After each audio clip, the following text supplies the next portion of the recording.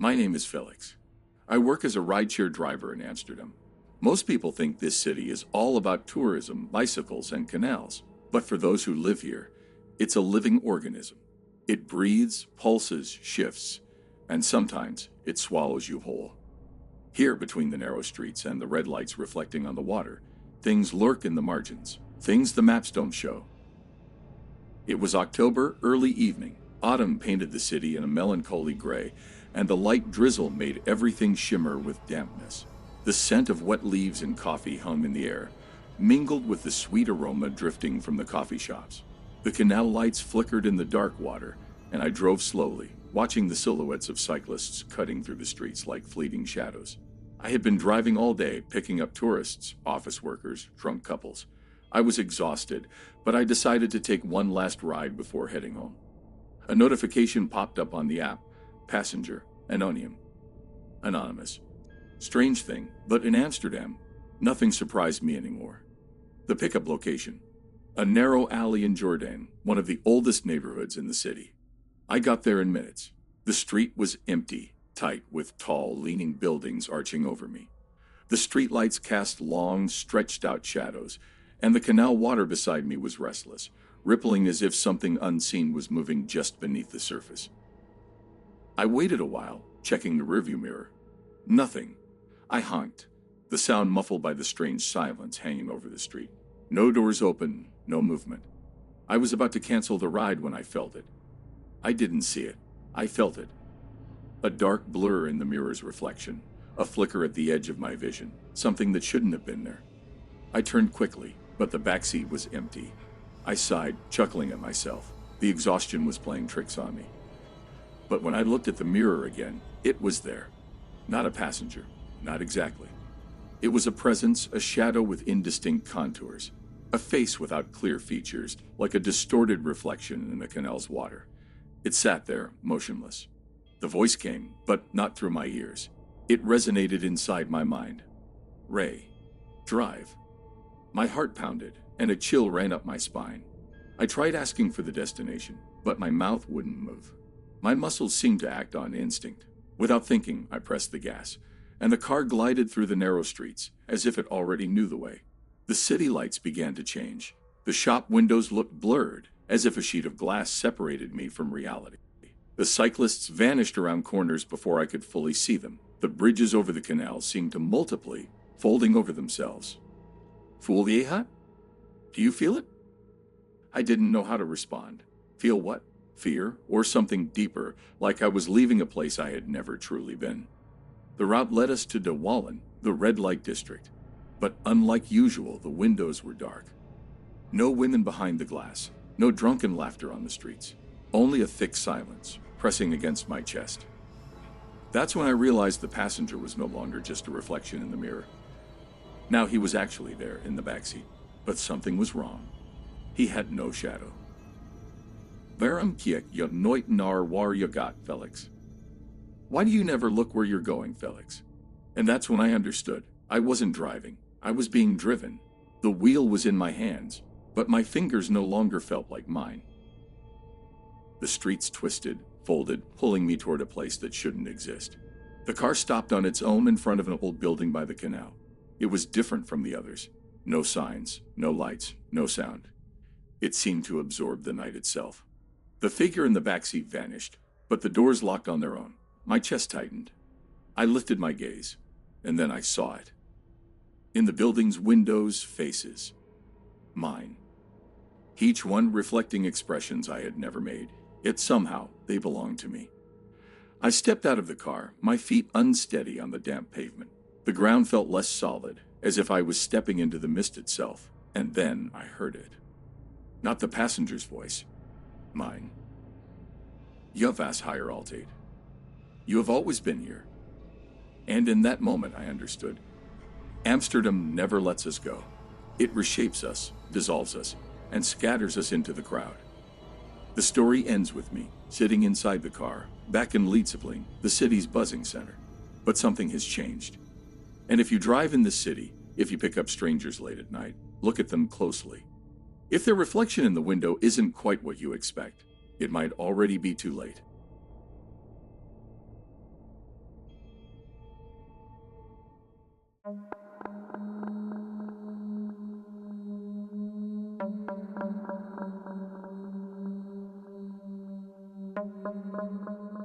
My name is Miguel, and in 1996 I worked as an electrician for the energy company in Rio de Janeiro.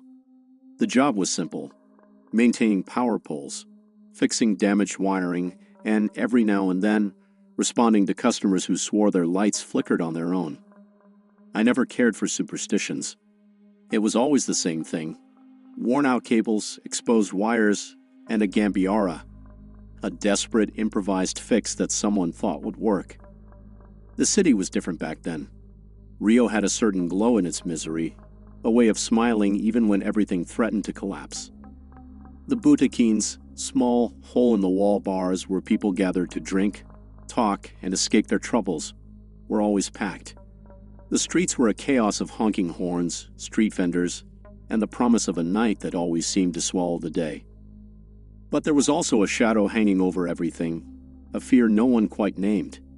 People disappeared. Some came back. Others were never heard from again. The police called it just life, but deep down everyone knew there was more to it. I never cared about any of that, until that day.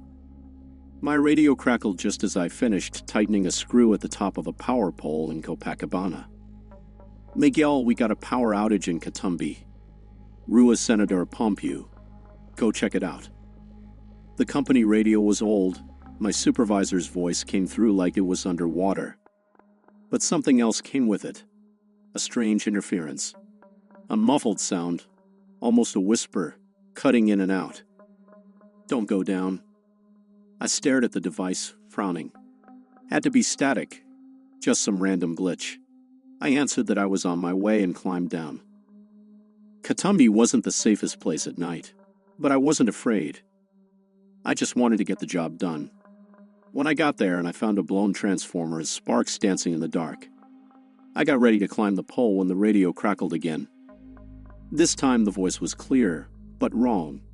It was a child, and it sounded like me when I was little. "It's cold down here." I froze, looked around, the dark alley, the closed windows, the empty street. I hesitated, then pressed the radio button. "Who's talking?" A strange silence fell around me, heavy. Then another voice, a woman's, old, slow, like dead weight. "You left us here, Miguel." My stomach turned. My whole body went cold.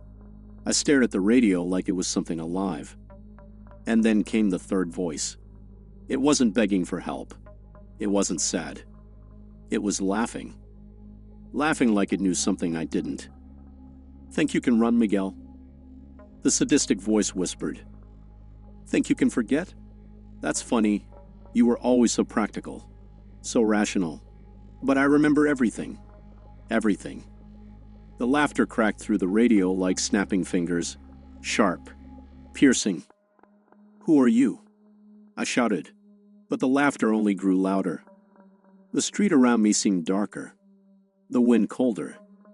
The smell of wet earth filled my nose, metallic, thick. The child's voice returned, closer now, whimpering. "Miguel, please, it's dark. It's so dark here, and I'm alone." I closed my eyes for a moment, my chest tight.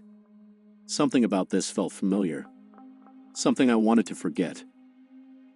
The old woman cut in. "He's not alone. There are others. Do you know how many, Miguel? Do you know their names? Their ages?" Her voice was a creak, an old gate swaying in the wind. "You can't run. You can't cover the hole." The bitter taste of bile rose in my throat. My knees felt weak. I needed to leave. I needed to turn off the radio. I needed to forget. I started dreaming of a place, a dark hole, an open grave in the earth. I was there small, crying. Someone beside me whispered that I had to cover the hole and forget. I never saw the face. Only felt the weight of throwing dirt over it, burying whatever lay inside. The last time the radio crackled, I wasn't at work. I was at home in the middle of the night. I woke up to the sound, and the child's voice returned. Why did you do it, Miguel? I couldn't take it anymore. I grabbed my car keys and drove straight to Katumbi, my knuckles white on the steering wheel, my heart pounding. I knew I had to go back. When I arrived, a wave of déjà vu hit me. The alley, the darkness, the smell of damp earth, and there in the middle of the dirt ground a hole, open, waiting. And then the radio crackled one last time. The cruel voice didn't laugh, it whispered. Now it's your turn, Miguel. And then, silence.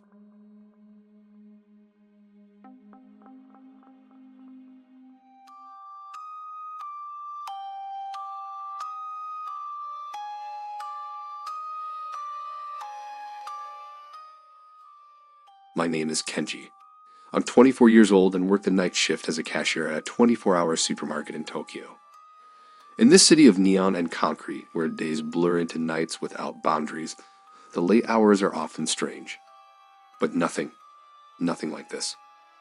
Tokyo is an organized, functional city. But beneath the bright avenues there are alleys and shadows that seem to have a will of their own. Maybe it's just exhaustion talking. My shift starts at 10 p.m. and ends at 6 a.m. Time drags when there are no customers. But tonight was different. My automatic customer service voice rings out as the first customer of the night approaches. He's a thin man with sparse hair and almost translucent skin. His eyes are sunken, as if he hasn't blinked in days. He places a single item on the conveyor belt, a bag of coarse salt, plain packaging, no brand. I punch in the code and tell him the price. He hands me the coins without a word and leaves. Nothing unusual. But then, another customer. Another pale person, vacant stare, the same empty expression. The same item. Another bag of coarse salt. And another. And another. With each customer, the silence grows heavier. They all buy the same salt, the exact same brandless package. No one speaks. The only sounds are the beat with the scanner and a metallic clink of coins. The entire supermarket seems to breathe differently. The air smells like something I can't describe. By the fifth person, my chest tightens. I have to break this sickening cycle. It's getting cold out there, huh? My voice comes out strained. No response. He just takes the bag of salt and walks away. The register screen reflects my pale, sweaty face. My uniform clings to me. Something is wrong. I try to remember if there's a sale on salt. Nothing. Then I notice their hands. Thin fingers, darkened nails like they've been digging into something for a long time. Like they've clawed their way out from underground. The next customer places his salt on the conveyor belt. He's barefoot. My stomach churns. The supermarket floor is cold, but his feet don't seem to feel it. The soles are dark, cracked, like he's walked for miles across an ashen wasteland.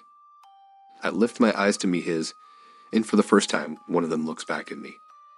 There's no life there. The automatic door chime rings. More customers enter. All the same, the supermarket is full of them now. Each one grabs a single bag of salt and walks toward the register. The air thickens as if I'm underwater. My fingers tremble as I type in the codes.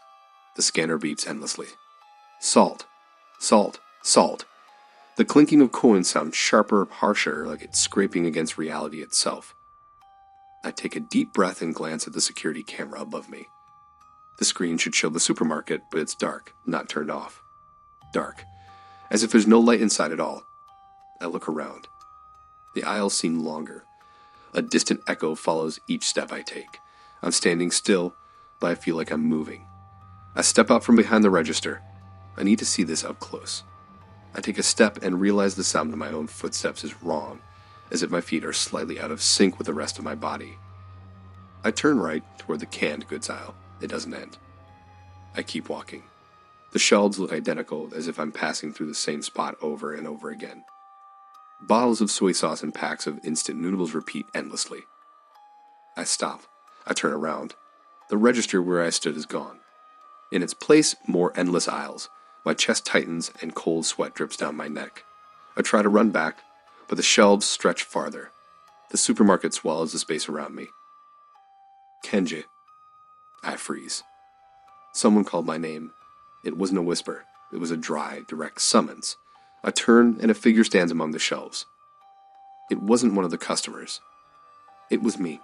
No, something that looked like me. Same uniform, same hair, but the eyes were empty, sunken black as the aisles. The mouth curls into something that resembles a smile. Behind it, the salt-buying customers begin to approach. Their steps make no sound. Their eyes fixate on me as if I'm the last item on the shelf. My legs refuse to move.